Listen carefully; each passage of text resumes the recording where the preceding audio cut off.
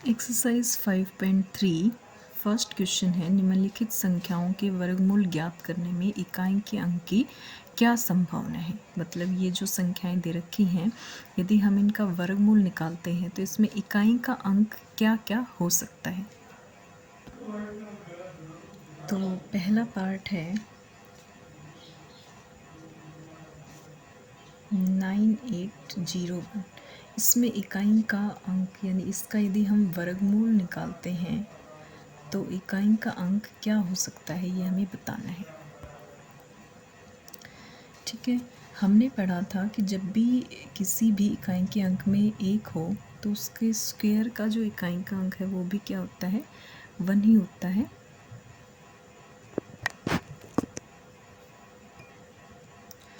यदि किसी के इकाई के अंक में 2 है तो उसका जो वर्ग का इकाई का अंक है वो 4 होता है।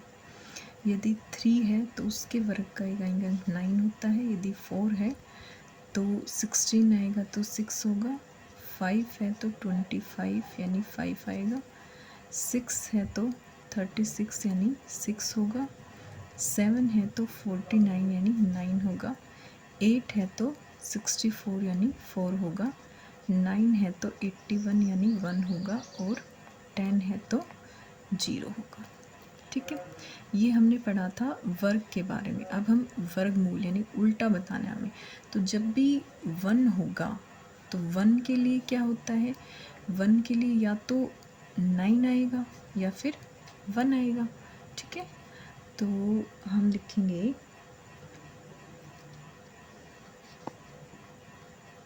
इस संख्या के वर्गमूल के इकाई के अंक की संभावना है। क्या क्या संभावना हो सकती है, या तो 1 आएगा या फिर 9 आएगा। ठीक है, इसी तरह सेकंड पार्ट है, सेकंड पार्ट है 99856। तो 6 कब आता है, 6 तब आता है या तो 4 हो या फिर 6 हो। ठीक है, या फिर 4 के स्क्वायर में 6 आएगा इकाई के अंक में, या फिर 6 के स्क्वायर में। तो इसमें क्या संभावना हो सकती है, इस संख्या के वर्गमूल के इकाई के अंक की संभावना है। क्या संभावना हो सकती है, 4 या 6। इसी तरह थर्ड पार्ट है, इसमें 1 आ रहा है तो 1 की अभी भी बताई थी, 1 या 9। ठीक है, तो इसकी हो जाएगी 1 या 9। फिर फोर्थ है 65766025। 5 की क्या हो जाएगी, हमेशा 5 की 5 ही रहेगी, तो इसकी 5। तो ये इसका आंसर हो जाएगा। नेक्स्ट क्वेश्चन नंबर सेकंड है, बिना गणना किए वह संख्या बताएं जो वास्तव में पूर्ण वर्ग नहीं है। तो 153, 257, 408, 441, इसमें से हमें बताना है कि कौन सी संख्या पूर्ण वर्ग संख्या नहीं है। क्वेश्चन नंबर 2 का फर्स्ट पार्ट है 153। ठीक है, 153 के बारे में बताना है कि यह पूर्ण वर्ग संख्या है या नहीं है। क्योंकि इसके इकाई के अंक पे 3 आ रहा है तो इसलिए यह एक पूर्ण वर्ग संख्या नहीं है। क्यों नहीं है, क्योंकि इसके इकाई का अंक 3 है।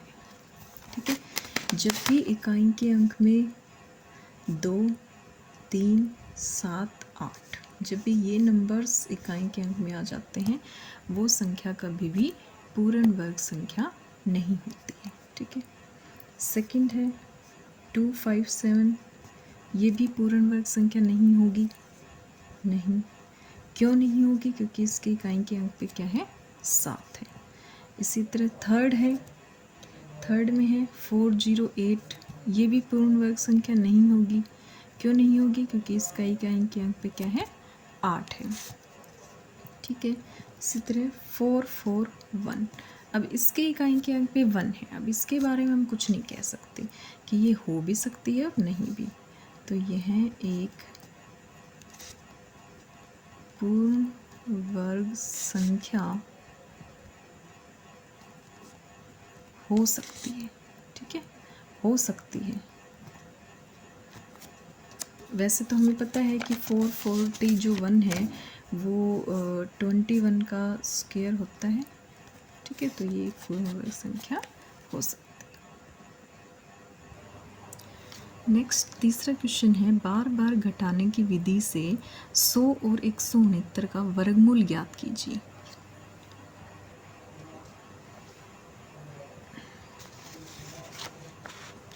ठीक है, तो जब भी हम विषम संख्याओं को ऐड करते हैं तो हमें क्या प्राप्त होती है? स्क्वायर संख्या प्राप्त होती है। जितने नंबर में विषम संख्याएं ऐड होती हैं उतने ही नंबर में हमें क्या है?